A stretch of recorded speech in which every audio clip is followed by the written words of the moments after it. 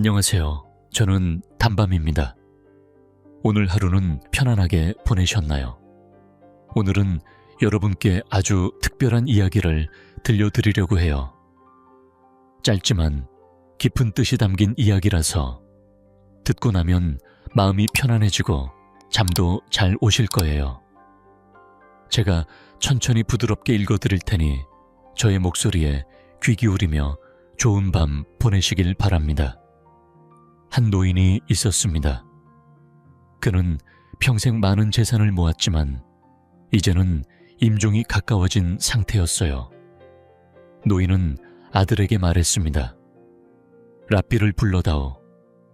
내 시간이 얼마 남지 않은 것 같구나. 아들은 서둘러 랍비를 불렀습니다. 노인은 랍비가 와서 자신을 위해 기도하면 천국에 갈 수 있겠냐고 물었어요. 랍비는 확신에 차 대답했습니다. 물론입니다, 아버지. 노인은 또 물었습니다. 기도해주는 대가로 1만 달러 정도는 줘야 하겠지. 아들은 대답했어요. 네, 아마 그 정도는 필요할 겁니다. 노인은 괴로워하며 몸을 뒤척였습니다. 그리고 다시 물었죠. 1만 달러만 주면 정말 천국에 갈 수 있을까? 랍비는 다시 한번 분명히 대답했습니다. 네, 반드시 그렇게 될 겁니다. 숨이 점점 가빠지던 노인은 불안한 마음에 아들에게 말했습니다. 가톨릭 신부도 불러야겠다. 그에게도 1만 달러를 주자. 아들은 재빨리 신부를 불렀고 신부도 노인을 위해 기도했습니다. 하지만 노인은 여전히 걱정이 가시지 않았어요. 유대교 랍비와 가톨릭 신부만으로 충분할까? 개신교 목사도 불러야겠다. 아들은 또 목사를 불러 기도를 받게 했습니다. 잠시 후 세 종교의 대표자들이 병실에 모여 정성껏 기도를 했습니다. 노인은 그제야 평온한 미소를 지으며 천국으로 가는 세 개의 계단을 떠올렸어요. 그리고 눈을 감으려 했습니다. 그런데 갑자기 눈을 번쩍 뜨고 말았습니다. 아들에게 모든 재산을 준 일이 생각났기 때문이었죠. 랍비님, 신부님 목사님, 제가 드릴 3만 달러를 제외한 나머지는 이미 아들에게 주었어요. 하지만 혹시 1만 달러 중에서 2,000달러씩만 저를 위해 관 속에 넣어주실 수 있을까요? 세 사람은 입을 모아 말했습니다. 당신은 반드시 천국에 가실 것입니다. 그리고 2,000달러도 관 속에 넣어드리겠습니다. 노인은 그 말을 듣고 편안한 마음으로 눈을 감았습니다. 장례식 날이 왔습니다. 먼저 가톨릭 신부가 관에 2,000달러를 넣었고 다음은 개신교 목사가 2,000달러를 넣었어요. 마지막으로 랍비가 관 쪽으로 다가갔습니다. 그는 천천히 수표책을 꺼내더니 6,000달러라고 적은 수표에 서명하고 관 속에 넣었어요. 그리고 거스름 돈으로 관 속에 있던 현금 4,000달러를 꺼내 갔답니다. 이제 두 번째 이야기입니다. 슈발츠라는 성공한 사업가가 있었습니다. 어느 날 그는 친구 프랑켈과 함께 호텔에서 점심을 먹고 있었어요. 식사 도중 슈발츠는 주머니에서 에메랄드 반지를 꺼내 보여주었습니다. 이 반지 참 아름답지. 베네수엘라에 갔을 때 아내 생일 선물로 산 거야. 프랑켈은 반지를 유심히 살피더니 말했습니다. 나도 반지가 필요하네. 14,000달러에 팔지 않겠나. 슈발츠는 헬비 1,000달러에 산 반지를 샤야 1,000달러에 팔면 2,000달러를 쉽게 벌 수 있다고 생각했습니다. 그래서 팔기로 했어요. 하지만 사무실에 돌아와 다시 생각하니 아내 생일 선물로는 이 반지가 최고라는 생각이 들었습니다. 그래서 다시 프랑켈에게 전화했습니다. 내가 자네가 산 가격에 2,000달러를 더 얹어 16,000달러에 다시 사겠다. 반지를 팔지 않겠나? 프랑켈은 잠시 고민하다가 그럼 비서를 보내 가져가게 하겠다 고 답했습니다. 반지는 다시 슈발츠에게 돌아왔습니다. 그때 슈발츠의 친구 골드버그가 사무실에 들렀어요. 두 사람은 이 흥미로운 거래 이야기를 나누며 웃었습니다. 이 이야기는 돈이 스스로 불어나는 원리를 알려줍니다. 이제 눈을 감고 부드러운 숨결과 함께 편안한 잠에 드세요. 내일 아침은 또 새로운 시작이니까요. 어느 날 반지를 주고받는 이야기를 들었어요. 그 반지는 어떤 모양일까 궁금증이 생겼죠. 슈발츠는 골드버그에게 반지를 보여주었어요. 이게 바로 그 반지란다. 골드버그가 말했어요. 정말 아름다운 반지구나. 나에게 팔 생각 없니? 9,000달러면 팔겠네.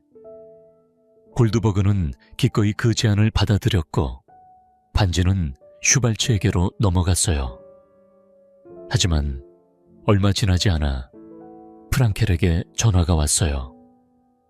그 반지가 꼭 필요하네.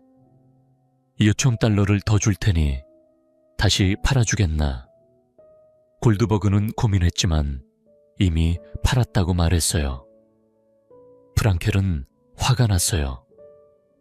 우리가 서로 사고팔며 돈을 벌었는데 결국 팔아버리다니. 만약 매일 이렇게 했다면 우린 백만장자가 되었을 텐데. 어느 마을에 벌꿀을 파는 상인이 있었어요. 농장에서 들여온 벌꿀을 도심 상점에 내다 파는 사람이었지요. 어려움이 생길 때마다 가까이 사는 라삐를 찾아갔어요.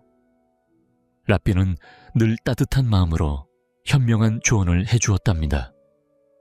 몇 달 동안 상인은 라삐를 만나지 않았어요.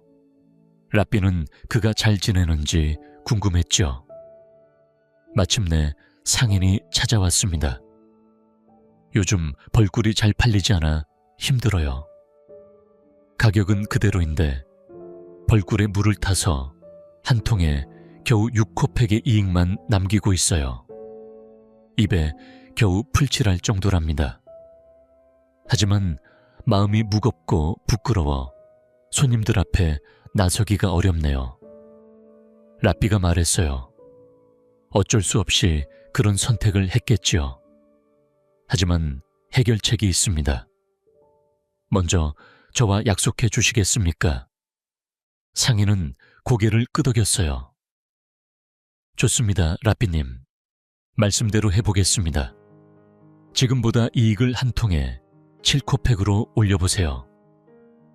상인은 집으로 돌아가 약속했어요. 다음에 만났을 때 라삐가 물었어요. 어떻게 되었습니까? 상인이 대답했어요. 조금 저렴한 벌꿀을 찾았고 품질은 약간 떨어지지만 가격은 예전처럼 유지해서 7코팩의 이익을 냈습니다. 라삐가 다시 말했어요. 이번에는 한 통당 8코팩 이익을 내보세요. 상인은 믿기 힘들었어요.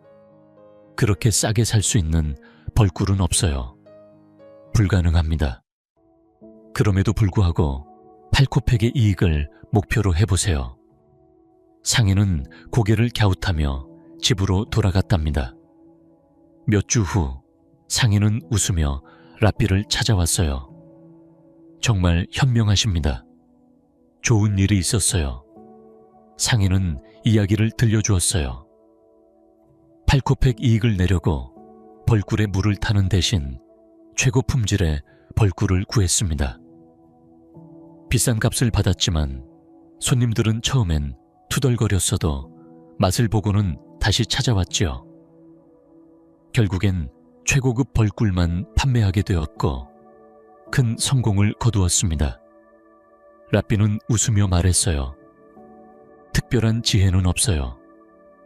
언제나 정직함이 최고의 상술임을 알 뿐입니다. 그 후로도 라삐와 상인의 우정은 오래도록 이어졌답니다. 또 다른 이야기입니다. 한 부자가 예루살렘에 물건을 사러 왔어요.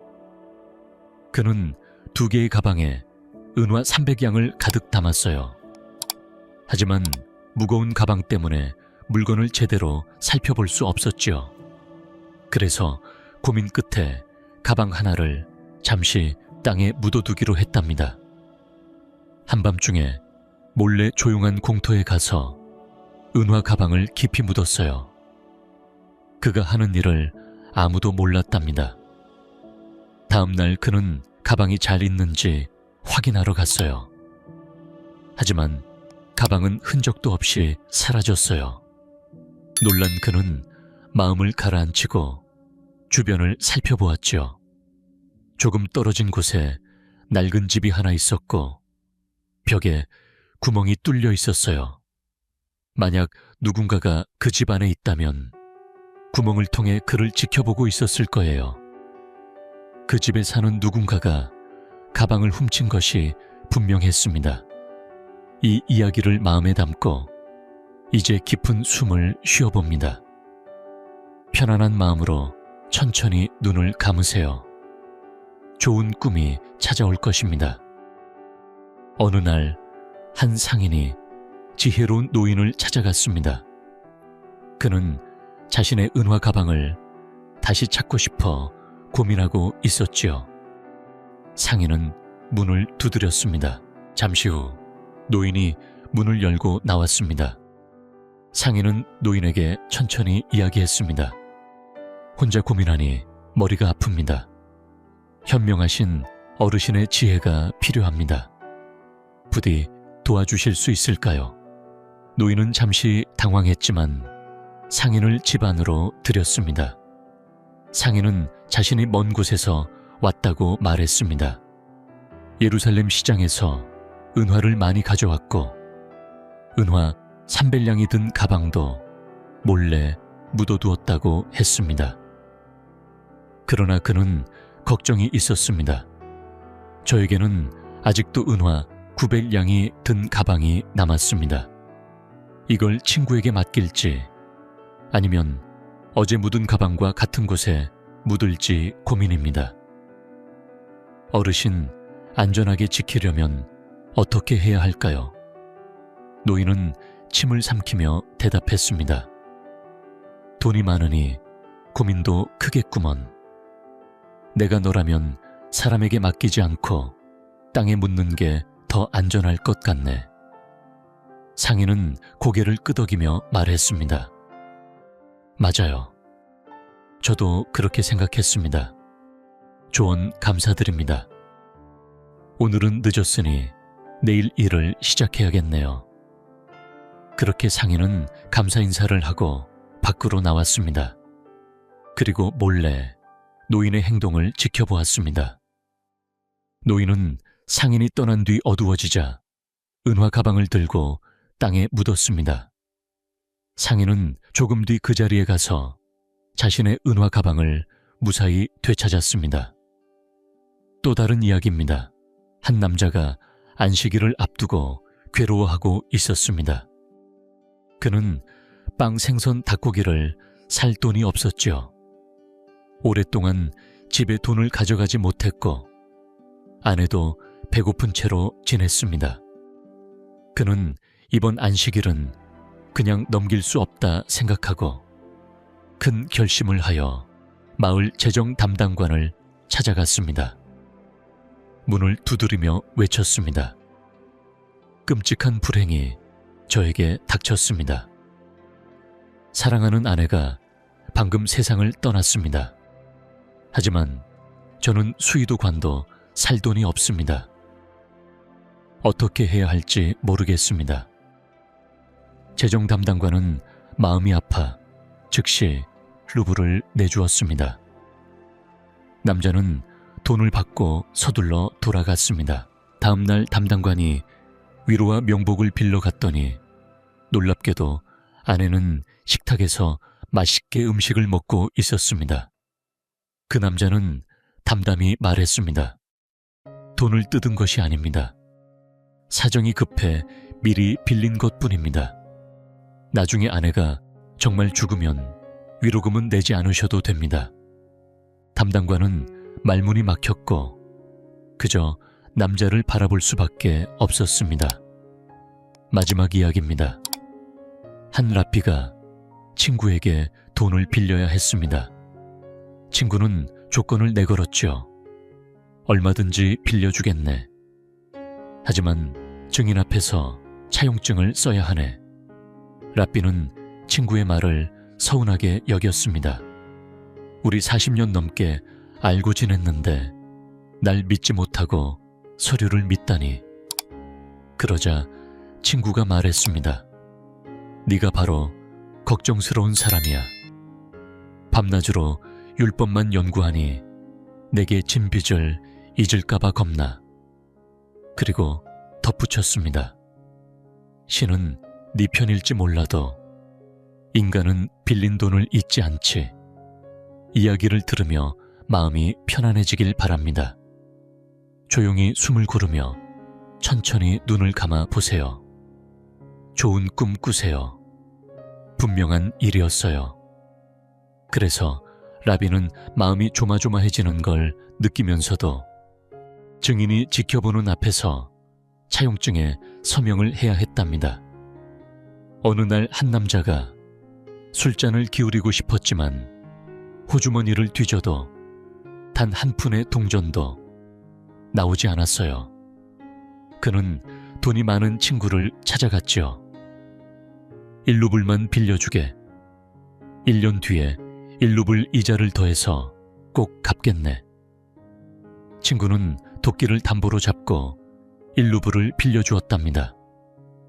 그는 돈을 받아들고 기쁜 마음으로 집으로 가려 하는데 친구가 물었어요. 1년 뒤에 한꺼번에 갚으면 힘들지 않겠나? 지금 절반이라도 미리 갚는 게 어떨까?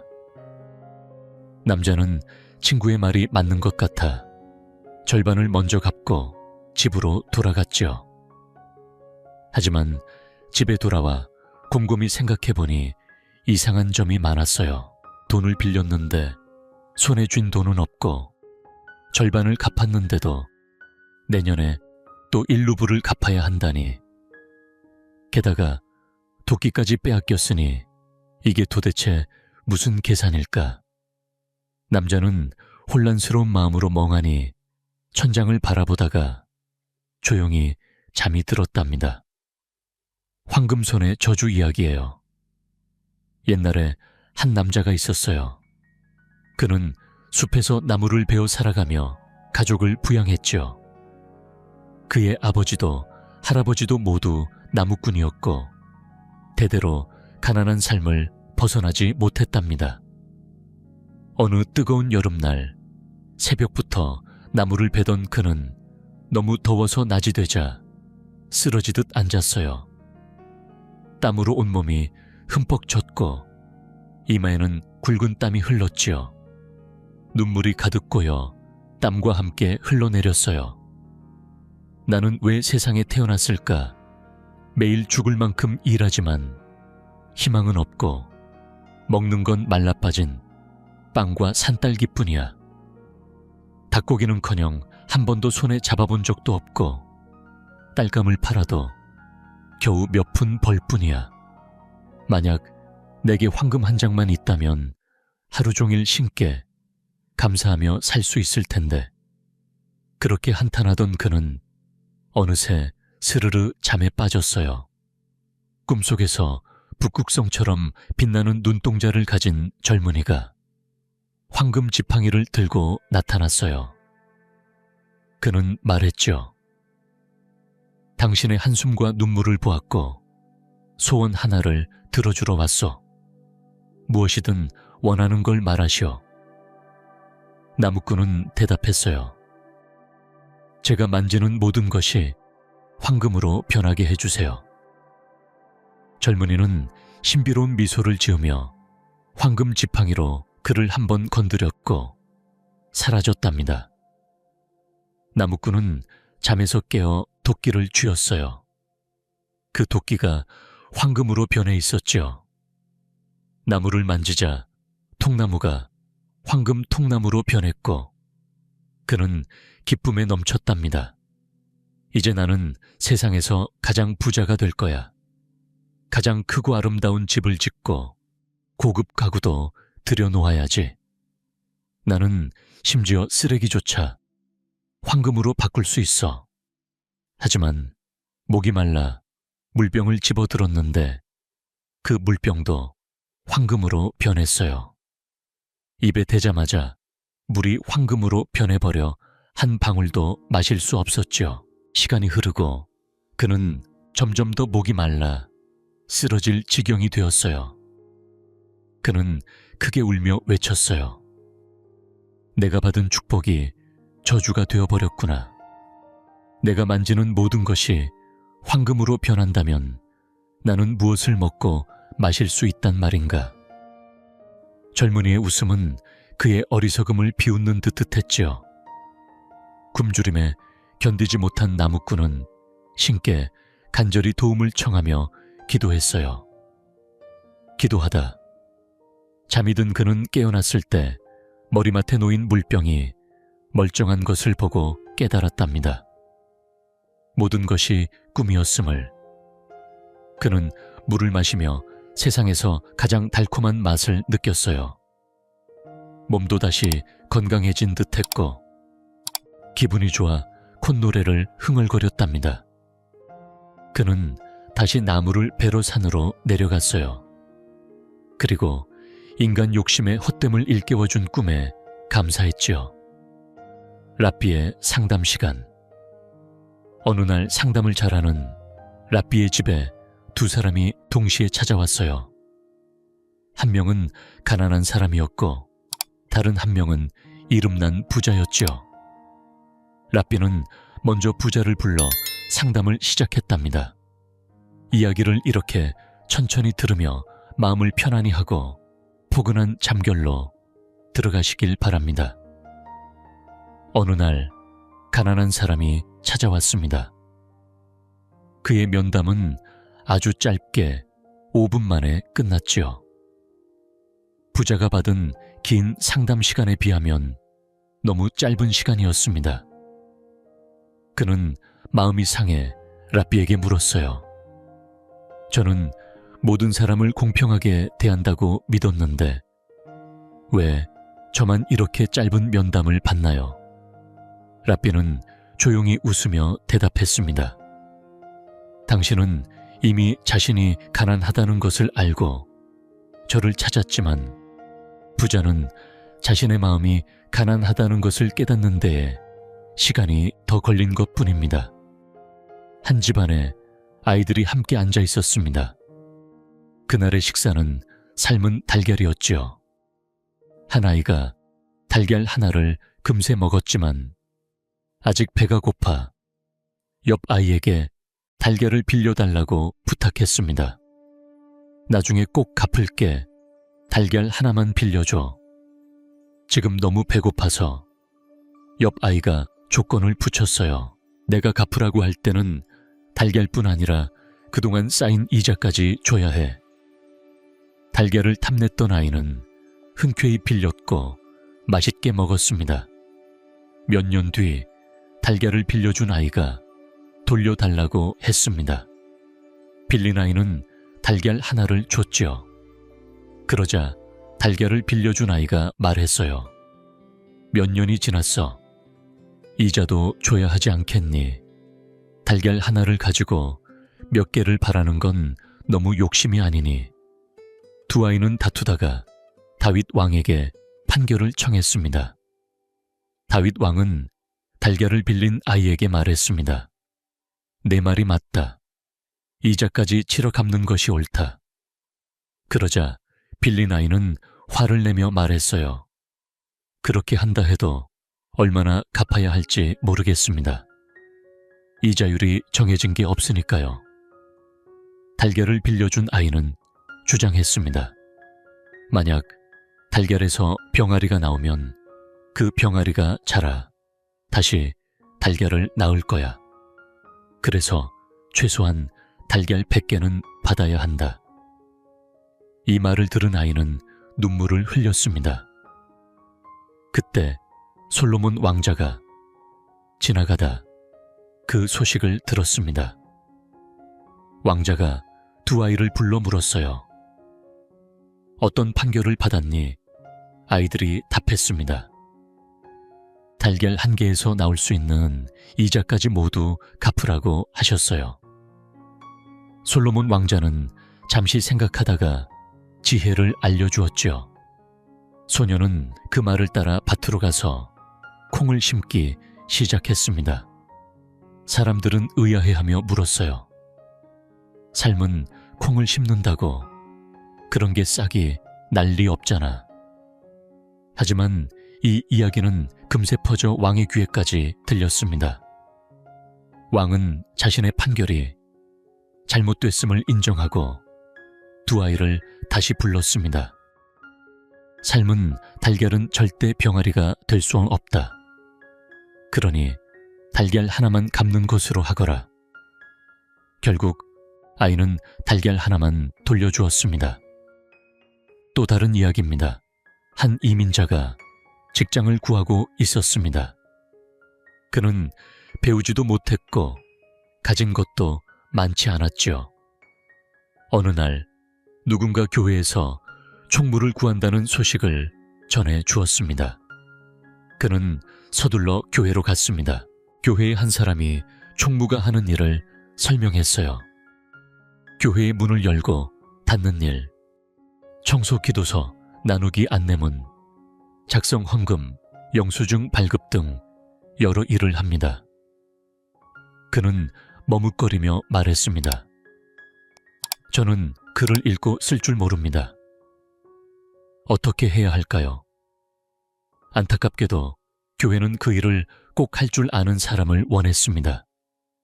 결국 그는 총무 일을 포기할 수밖에 없었고 생활은 점점 어려워졌습니다. 그런 그의 사정을 들은 친구가 작은 돈을 빌려주었습니다. 한 친구가 적은 돈을 빌려주었습니다. 그 돈은 새롭게 일을 시작하기에 부족하지 않았습니다. 그 사람은 그 돈으로 거리의 작은 장사를 시작했습니다. 정직하고 부지런한 모습 덕분에 조금씩 상황이 나아졌습니다. 운도 그의 편이 되어 장사는 점점 잘 되었습니다. 1년이 채 지나지 않아 그는 좋은 가게를 구할 수 있었습니다. 몇 년 뒤에는 여러 가게를 운영할 정도가 되었습니다.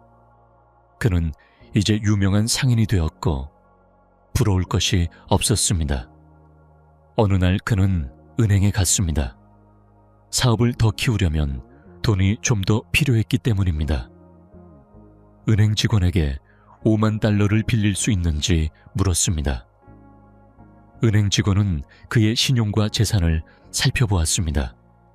그는 믿음직한 고객이었기에 돈을 빌려주는데 아무 문제가 없었습니다. 직원은 흔쾌히 5만 달러를 빌려주겠다고 말하며 계약서를 내밀었습니다. 그러자 그는 말했습니다. 죄송하지만 저는 글을 못 읽습니다. 계약서 읽는 것을 도와주실 수 있나요? 직원은 깜짝 놀랐습니다. 그에게 감탄하며 말했습니다. 사장님은 글도 못 읽으시는데 이렇게 성공하셨군요.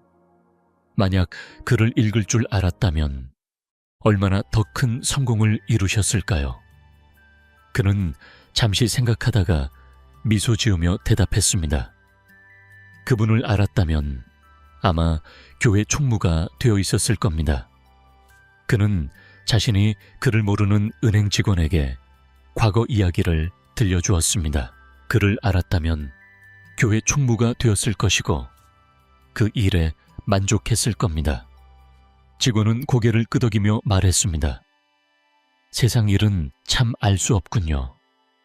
한 유대인이 향수 가게를 열었습니다. 가게는 화려하고 젊은 여성들이 많은 번화기에 있었습니다. 옷가게와 술집이 많은 거리였습니다. 향수 가게는 곧 아름다운 손님들로 붐볐습니다. 가게 주인에게는 아들이 하나 있었습니다. 어느 날 아버지는 아들이 예쁜 여자들과 함께 놀러 다니는 것을 보았습니다. 그가 따라다니는 여자들은 계속 바뀌었습니다. 멋을 낸 아들은 그렇게 시간을 허비했습니다. 아버지는 참을 수 없어 아들을 불러 크게 꾸짖었습니다. 하지만 아들은 아버지 마음을 모르는 듯 반응이 없었습니다. 그 모습을 본 라피가 가게 주인에게 말했습니다. 아들을 탓만할 수는 없을 것 같습니다. 여자들이 많이 다니는 거리에 가게를 연 것도 당신이고 여성들이 좋아하는 향수를 팔기로 한 것도 당신입니다. 아들이 예쁜 여자들을 만날 기회가 많은 것도 당신 때문인데 왜 화를 내십니까? 지혜로운 솔로몬 왕, 시대 이야기입니다. 한 성 안이 시끄럽고 울음소리가 컸습니다. 솔로몬 왕은 시종을 보내 무슨 일인지 알아보게 했습니다. 잠시 후 두 여인과 어린 아기가 왔습니다. 두 여인은 아기를 두고 크게 다투고 있었습니다. 소란이 너무 커서 많은 사람들이 구경하러 모였습니다. 한 여인은 무릎을 꿇고 간절히 말했습니다. 이 아기는 제 아기입니다. 어떤 여자가 와서 자기 아기라고 우기고 있습니다. 부디 제 아기를 돌려주십시오. 다른 여인도 울면서 말했습니다.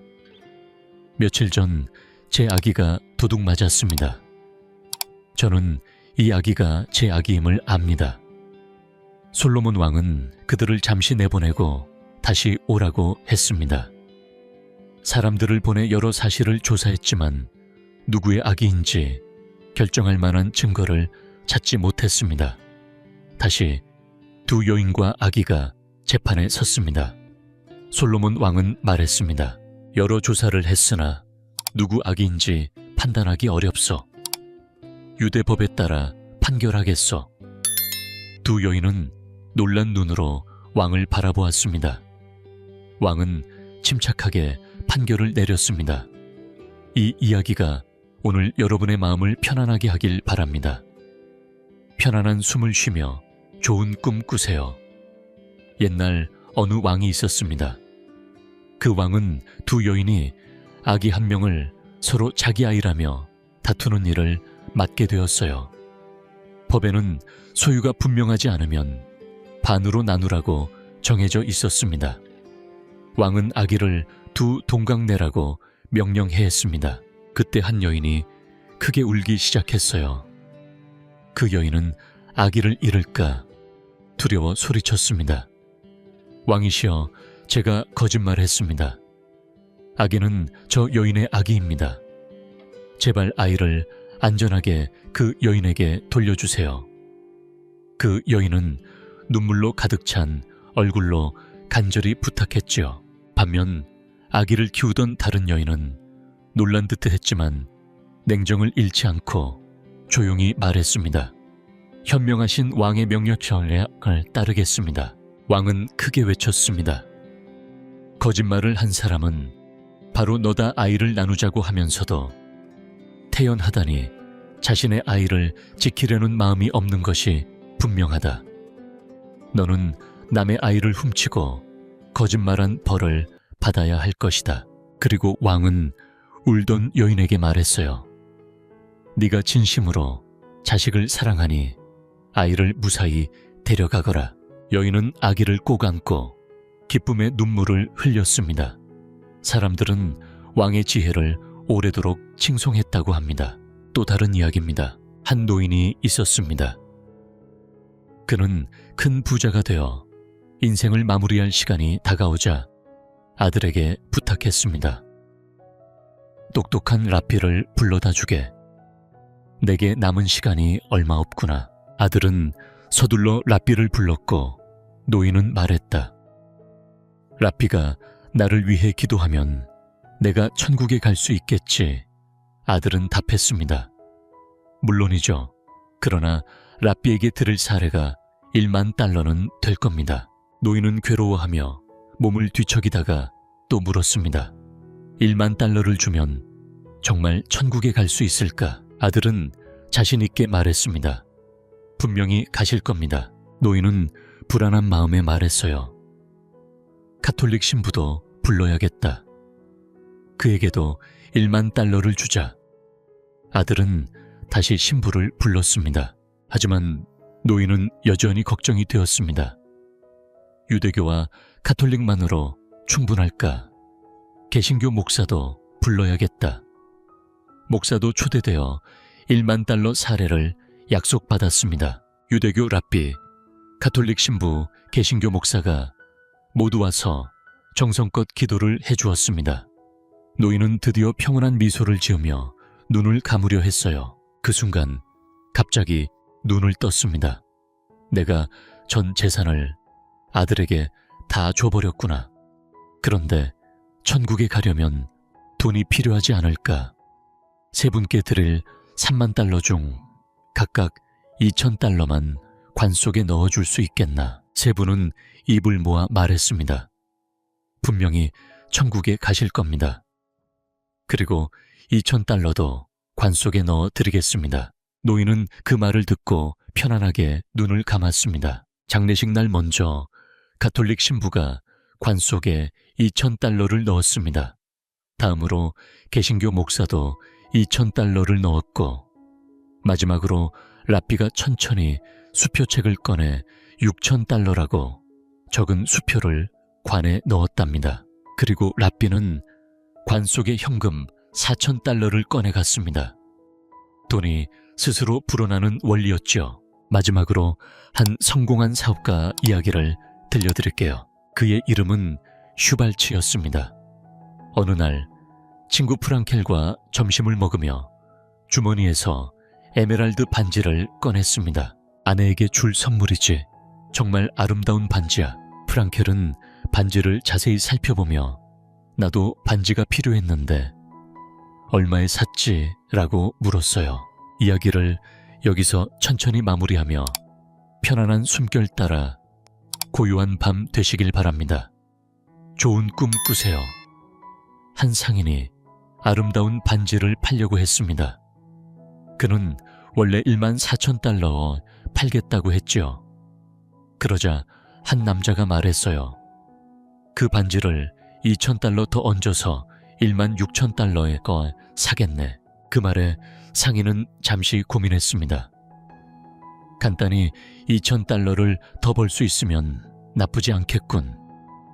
그래서 그는 그 반지를 팔았죠. 그런데 사무실에 돌아와서 생각해보니 아내의 생일 선물로 그 반지만 한 개 없다는 생각이 들었습니다.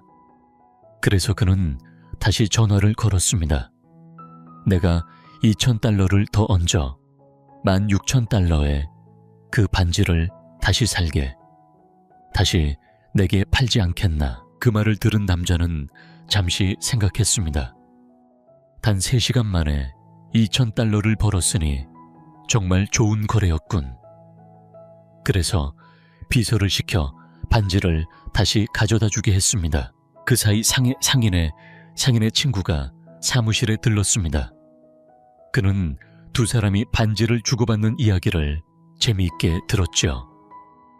도대체 어떤 반지이길래 이렇게 오가나 상인은 친구에게 반지를 보여주었습니다. 정말 아름다운 반지로군. 내가 9,000달러에 사겠다. 친구는 흔쾌히 승낙했습니다. 그래서 상인은 그 반지를 팔았죠. 하지만 곧 그 남자에게 전화가 왔습니다. 정말 그 반지가 갖고 싶어. 2,000달러를 더 줄 테니 다시 팔아주겠나. 그러자 그는 화가 났습니다. 우린 오후 내내 그 반지를 사고 팔며 수천 달러를 벌었는데 그걸 왜 팔아버렸나. 이걸 계속 반복했다면 우린 곧 백만장자가 될 수 있었을 텐데. 또 다른 이야기입니다. 한 꿀 장수가 있었습니다. 그는 농장에서 꿀을 받아 도시에 팔았죠. 어려움이 있을 때마다 가까운 라삐에게 조언을 구했습니다. 몇 달 동안 그 꿀 장수는 라삐를 찾아오지 않았습니다. 그러다 어느 날 그가 다시 라삐를 찾아왔죠. 요즘 꿀이 잘 팔리지 않아 힘듭니다. 그는 말했습니다. 가격을 낮추고 품질도 떨어뜨려서 겨우 간신히 입에 풀칠은 하고 있습니다. 하지만 마음이 불편해 발길이 떨어지지 않네요. 라삐가 말했습니다. 그럴 수밖에 없었겠죠. 하지만 한 가지 방법이 있습니다. 먼저 저와 약속해 주십시오. 네, 라삐님, 말씀대로 하겠습니다. 라삐는 말했습니다. 지금 한 통의 6곱절 이익을 남기고 있다면 그 이익을 1곱절로 늘려보십시오. 장수는 약속하고 집으로 돌아갔습니다. 다음에 다시 라삐를 찾아왔을 때 조금 저렴한 꿀을 찾아 품질은 떨어졌지만 가격은 그대로여서 이익이 7절이 되었습니다. 라삐가 말했습니다. 이번에는 한 통당 8곱절 이익을 남겨보십시오. 장수는 고개를 저었습니다. 그건 불가능합니다.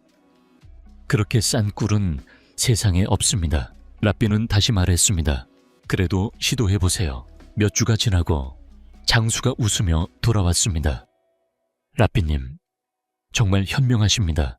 그는 이야기했습니다. 이익을 늘리려고 품질을 떨어뜨리는 대신 최고 품질의 꿀을 찾아 비싼 값에 팔았습니다.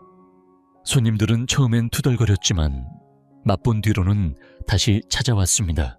결국 좋은 꿀만 팔게 되었고 큰 성공을 거두었습니다. 라삐는 웃으며 말했습니다. 특별한 지혜는 없습니다. 언제나 정직이 최고의 장사법임을 알고 있었을 뿐이지요. 이렇게 라삐와 상인은 오래도록 우정을 이어갔습니다. 조금 먼 지방에서 큰 부자가 예루살렘에 왔습니다. 사고 싶은 물건이 많아 돈을 2가방에 가득 담았죠. 은화가 300냥이나 되었습니다. 그런데 그렇게 큰 돈을 들고 다니자니 걱정이 앞섰습니다. 어느 날 상인은 무거운 가방을 들고 다니는 것이 힘들다는 생각이 들었어요. 그래서 잠시 쉬면서 가방을 안전하게 보관할 방법을 고민했죠. 걷다 보니 조용한 빈터가 나타났어요. 사람들이 잘 다니지 않는 곳이라 상인은 이곳이 안전하리라 생각했어요. 그는 밤이 깊은 때 몰래 와서 가방을 땅속 깊이 묻었답니다. 하지만 자신이 누군가에게 지켜보고 있다는 것을 알지 못했죠. 다음날 아침 상인은 가방이 잘 있는지 확인하려고 그 빈터로 갔어요. 그런데 놀랍게도 가방이 흔적도 없이 사라진 것을 발견했답니다. 깜짝 놀란 상인은 마음을 가다듬고 주변을 살펴보았어요. 조금 떨어진 곳에 어젯밤에는 보이지 않던 집 한 채가 있었죠. 그 집 벽에는 작은 구멍이 있었고 그 구멍으로 누군가 자신을 지켜볼 수 있을 거라 생각했어요. 분명히 이 집에 사는 사람이 내 가방을 가져간 게 틀림없어. 상인은 머리를 써보기로 했어요. 먼저 그 집 문을 두드렸죠. 잠시 후 노인이 문을 열었어요.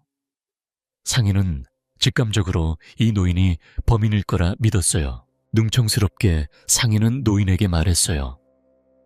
제가 고민이 있어 혼자 해결하기 어렵습니다. 어르신의 지혜를 빌리고 싶어요. 노인은 당황했지만 상인을 집 안으로 들였어요. 상인은 자신이 먼 곳에서 온 상인이라고 소개했어요. 예루살렘 시장에서 물건을 사려고 은화를 많이 가져왔고 어제는 그중 가방 하나를 몰래 묻었지만 고민이 생겼다고 했죠. 노인은 관심을 보이며 물었어요. 무슨 고민인가요? 은화에 무슨 일이 있나요? 상인은 대답했어요. 아닙니다. 은화는 잘 있을 거예요. 아무도 모르는 곳에 묻었으니까요. 하지만 저에게는 은화 가방이 하나 더 있어서 이걸 친구에게 맡길지 아니면 다시 땅에 묻을지 고민입니다. 어르신, 어떻게 하는 게 안전할까요? 노인은 잠시 생각하다가 말했어요. 돈이 많으면 고민도 많지요. 내가 당신이라면 사람을 믿기보다 처음 묻었던 곳에 다시 묻겠어요. 그게 더 안전할 겁니다. 상인은 고개를 끄덕이며 말했어요. 맞아요. 저도 그렇게 생각했습니다. 조언 감사합니다. 오늘은 늦었으니 내일 다시 일을 하겠습니다. 상인은 노인에게 감사 인사를 하고 밖으로 나왔어요. 그리고 몰래 숨으며 노인의 행동을 지켜보았지요. 노인은 상인이 떠난 뒤 어두워지자 은화 가방을 들고 처음 묻었던 그곳에 가서 다시 땅에 묻었어요. 상인은 잠시 후 그 자리로 가서 자신의 가방을 무사히 되찾을 수 있었답니다. 어느 마을에 한 남자가 있었습니다. 그는 다가오는 안식일에 먹을 빵과 생선 닭고기를 살 돈이 없어 고민했어요. 그는 오랫동안 가족에게 돈을 가져다 주지 못했고 아내도 배고픔에 힘들게 지냈죠.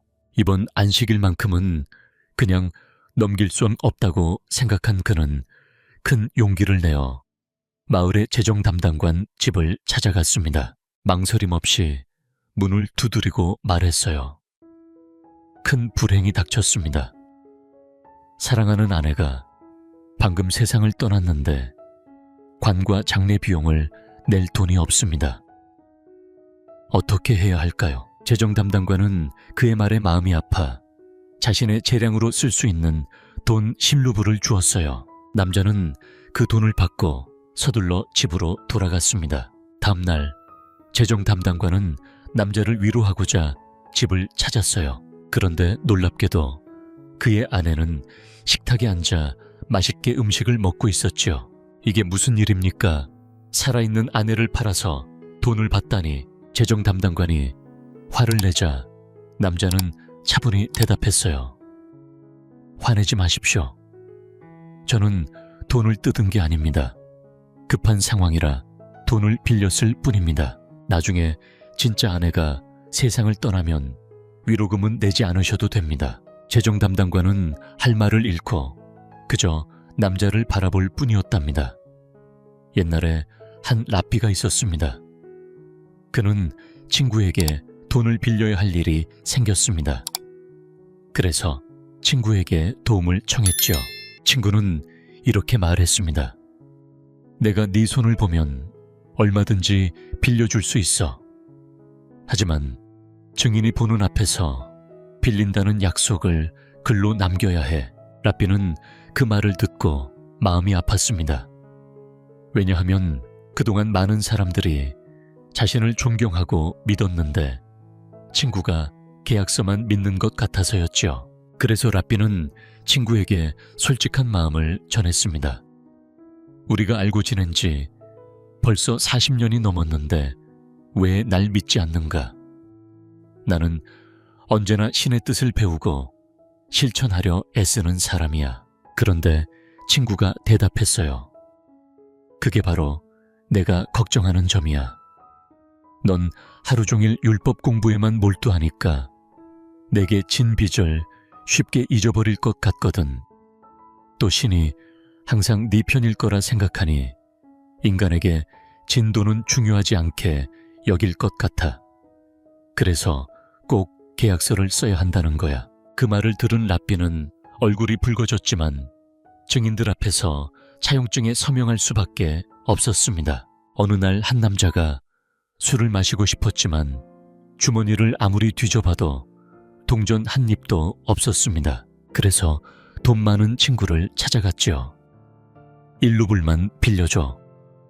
1년 뒤에 이자를 붙여서 꼭 갚을게. 부자 친구는 도끼를 저당 잡는 조건으로 1루블을 빌려주었습니다. 남자는 기쁜 마음으로 집을 나서려는데 친구가 말했어요.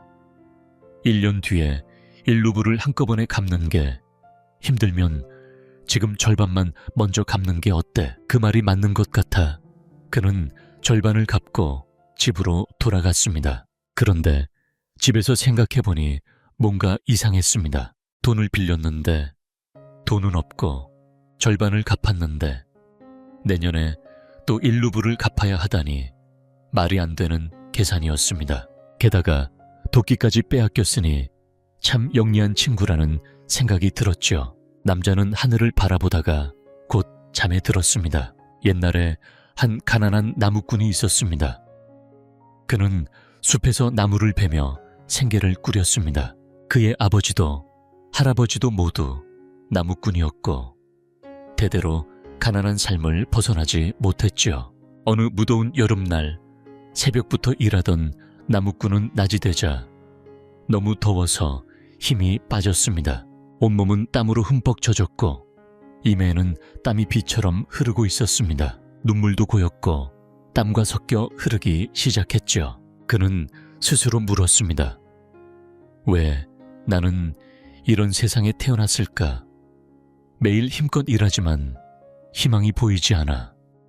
먹은 것도 말라버린 빵과 산딸기뿐인데 닭고기는커녕 제대로 된 음식도 먹어본 적 없네. 나무를 팔아도 고작 몇 푼밖에 못 벌고 내게 금화 한 입만 있다면 하루 종일 신을 찬양하며 살 텐데. 그렇게 한탄하던 그는 어느새 깊은 잠에 빠졌습니다. 꿈속에서 그는 눈빛이 반짝이는 젊은이를 만났습니다. 젊은이는 황금 지팡이를 들고 있었고 말했습니다. 신께서 당신의 한숨과 눈물을 보셨습니다. 한 가지 소원을 들어드리려 여기 왔습니다. 원하는 것이 있으면 말씀하세요. 나무꾼은 말했습니다. 제가 만지는 모든 것이 황금으로 변했으면 좋겠습니다. 젊은이는 신비롭게 웃으며 말했어요. 그 소원은 이루어질 것입니다. 그는 황금 지팡이로 나무꾼을 한번 건드리고 사라졌습니다. 나무꾼이 잠에서 깨어 도끼를 쥐었는데 도끼가 황금 도끼로 변해 있었습니다. 그가 통나무를 만지자 통나무도 황금으로 변했습니다. 나무꾼은 기뻐서 뛰었습니다. 나는 세상에서 가장 부자가 될 거야. 가장 크고 아름다운 집을 짓고 값비싼 가구로 채울 거야. 나는 쓰레기조차 황금으로 바꿀 수 있어. 그 기쁨은 하늘까지 닿을 듯 했죠. 그런데 목이 말라서 옆에 있던 물병을 들었는데 물병도 황금으로 변했습니다. 입에 가져가자마자 물은 황금으로 변해버려서 아무것도 마실 수 없었어요. 시간이 흐르면서 목은 타들어갔고 배고픔에 쓰러질 것 같았습니다. 그는 크게 울며 외쳤습니다. 신이 내게 내린 축복은 사실 저주였구나. 내가 만지는 모든 것이 황금으로 변한다면 나는 도대체 무엇을 먹고 마실 수 있을까? 젊은이의 웃음은 그의 어리석음을 비웃는 듯 했습니다. 참지 못한 나무꾼은 신에게 간절히 도움을 청하는 기도를 올렸습니다. 나무꾼은 기도하던 중에 어느새 깊은 잠에 빠졌습니다. 잠에서 깨어나 보니 그의 곁에는 멀쩡한 물병이 놓여 있었어요. 그 순간 그는 모든 일이 꿈이었다는 것을 깨달았습니다.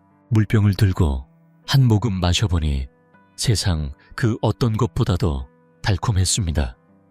몸이 가벼워지고 마치 새로 태어난 듯한 기분이 들었지요. 기분이 좋아서 콧노래까지 흥얼거리며 그는 산을 내려가기 시작했습니다. 그는 꿈을 꾸게 해준 신께 깊이 감사했습니다. 욕심이 얼마나 헛된 것인지 깨닫게 해준 그 신께 말입니다. 어느 날 상담으로 유명한 라삐의 집에 두 사람이 함께 찾아왔습니다.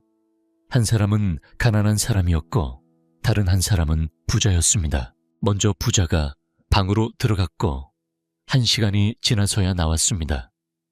다음으로 가난한 사람이 상담을 받았는데 단 5분 만에 끝났습니다. 가난한 사람은 속상한 마음에 라삐에게 말했죠. 저는 라삐님께서 모두를 공평하게 대하신다고 믿었는데 왜 부자에게는 오래 상담해 주시고 저에게는 이렇게 짧게 하시나요? 랍비는 미소 지으며 대답했습니다. 당신은 자신의 가난을 알고 있었기에 바로 도움을 청했지만 부자는 자신의 마음이 가난한 줄 깨닫기까지 1시간이 걸린 겁니다. 어느 집에서 아이들이 밥을 먹고 있었습니다. 그날의 반찬은 삶은 달걀이었어요. 한 아이가 달걀 하나를 순식간에 먹고 나서도 배가 고파서 옆 아이에게 달걀 하나를 빌려달라고 졸랐습니다. 꼭 갚을게. 지금 너무 배가 고파서 그래. 옆 아이는 조건을 내걸었어요. 달걀을 갚을 때는 달걀 하나뿐 아니라 이자도 같이 줘야 해. 달걀이 탐났던 아이는 흔쾌히 동의했고 달걀을 맛있게 먹었습니다. 몇 주 뒤 달걀을 빌려준 아이가 달걀을 돌려달라고 했습니다. 빌린 아이는 달걀 하나를 주었죠. 하지만 달걀을 빌려준 아이가 말했습니다. 기억하니 이자도 줘야 한다고 했잖아. 몇 년이나 지났는데 그들은 이 문제로 오랫동안 다투다가 다윗 왕에게 판결을 받으러 갔습니다. 다윗 왕은 빌린 아이에게 말했어요. 네가 이자까지 주는 게 맞다. 하지만 아이는 답답해하며 말했습니다. 도대체 얼마를 줘야 하는지 알 수가 없어요. 이율도 약속하지 않았으니까요. 달걀을 빌려준 아이는 대답했어요. 달걀에서 병아리가 부화해. 그 병아리가 여러 마리로 늘어나면 최소한 달걀 100개는 받아야 해. 이 말을 들은 빌린 아이는 울음을 터뜨렸습니다. 그때 지나가던 솔로몬 왕자가 다가왔습니다. 그는 상황을 듣고는 지혜로운 판결을 내렸지요.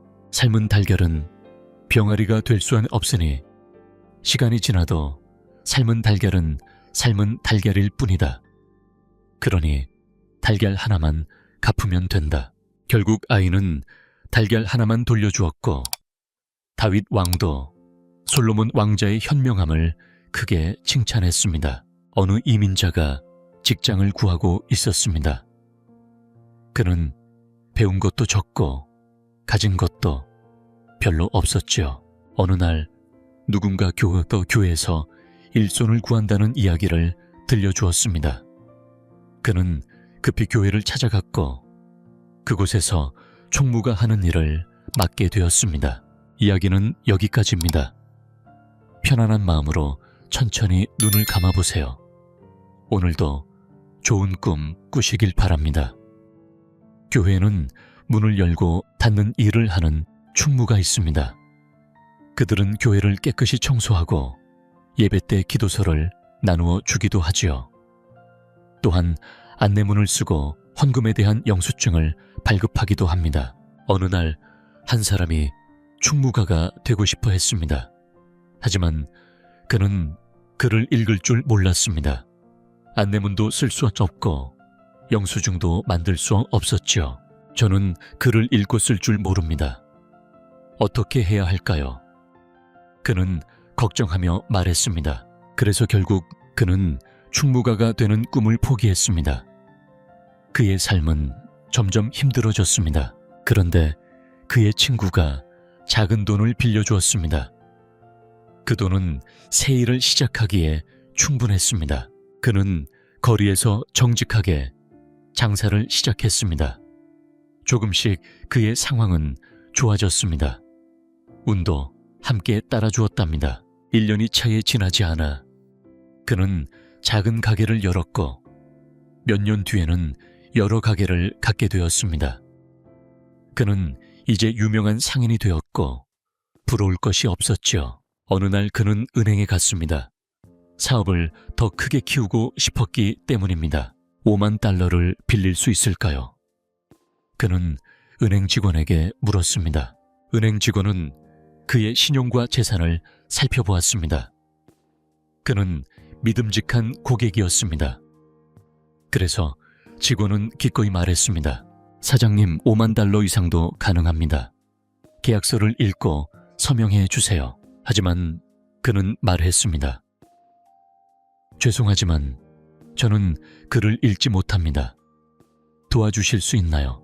직원은 깜짝 놀랐습니다. 그리고 감탄했습니다. 글을 모르시는데 이렇게 훌륭한 사업가가 되셨다니 정말 대단하십니다. 만약 글을 읽으실 줄 알았다면 얼마나 더 큰 성공을 거두셨을까요? 그는 잠시 생각하다가 미소 지으며 말했습니다. 그랬다면 아마 교회의 충무가가 되었을 거예요. 그는 자신의 이야기를 직원에게 들려주었습니다.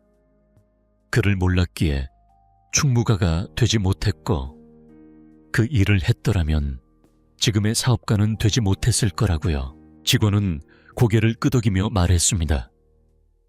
세상은 참 알 수 없는 일이 많군요. 옛날에 한 유대인이 향수 가게를 열었습니다. 그 가게는 젊고 아름다운 여성이 많이 다니는 번화가에 있었죠. 향수 가게는 곧 많은 아름다운 손님들로 가득 찼습니다. 그 주인에게는 아들이 하나 있었습니다. 어느 날 그는 아들이 예쁜 아가씨들을 따라다니며 놀기만 하는 것을 보았습니다. 아들은 매번 다른 여자를 데리고 다녔죠. 주인은 매우 화가 났습니다. 그는 아들을 불러 크게 꾸짖었지만 아들은 별다른 반응이 없었습니다. 그때 지나가던 라피가 주인에게 말했습니다. 가게를 여자들이 많은 곳에 냈고 향수를 팔기로 한 것도 당신입니다. 아들이 예쁜 여자들을 만날 기회가 많은 것도 어쩌면 당신 때문입니다. 그러니 왜 아들에게 화를 내십니까? 지혜로운 왕 솔로몬의 시대의 이야기입니다. 어느 날 두 여인이 아기를 두고 다투었습니다. 한 여인은 아기가 자기 아이라고 주장했고 다른 여인은 아기가 도둑맞은 자기 아이라고 했죠. 소란이 커지자 솔로몬 왕은 재판을 열었습니다. 왕은 말했습니다. 아기를 정확히 나누어 두 사람에게 주겠다. 그러자 한 여인이 크게 울부짖으며 말했습니다. 제발 아이를 죽이지 마세요. 그 아이는 저 여인의 아기입니다. 제발 저 아이를 무사히 돌려주세요. 반면 아이를 기르던 여인은 침착했습니다. 그녀는 왕의 결정을 따르겠다고 했습니다. 솔로몬 왕은 말했습니다. 거짓말한 사람은 바로 당신입니다. 자식을 나누려 한 당신은 벌을 받아야 합니다. 그리고 울던 여인에게 말했습니다. 당신은 자식을 살리기 위해 거짓말을 했습니다. 그렇기에 당신이 진짜 어머니입니다. 여인은 기쁜 눈물을 흘리며 아이를 안았습니다. 사람들은 솔로몬 왕의 지혜를 오래도록 기억했습니다.